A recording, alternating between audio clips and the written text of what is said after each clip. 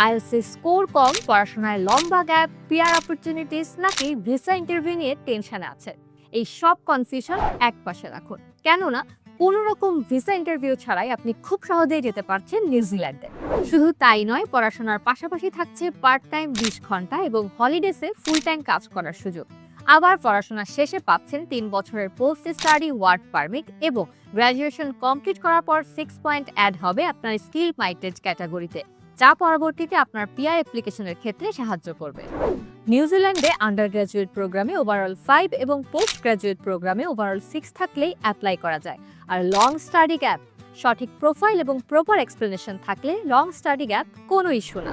আর সবচেয়ে মজার বিষয় কি জানেন, নিউজিল্যান্ডে বিফোর ভিসা কোনো টিউশন ফি পে করতে হচ্ছে না এবং কোয়ালিফাইড স্টুডেন্টরা পেয়ে যেতে পারেন আপ টু 50% পর্যন্ত স্কলারশিপ, এবং এই পুরো প্রসেসিং এর সময় লাগছে মাত্র 6 to 10 উইক। তাহলে কোনো রকম ভিসা ইন্টারভিউ ছাড়াই স্মুথ প্রসেসে নিউজিল্যান্ডে যেতে চাইলে আমাদের এডুকেশন অ্যাটের অফিস ভিজিট করুন অথবা এই ভিডিওতে ক্লিক করে আপনার রেজিস্ট্রেশন সম্পন্ন করুন।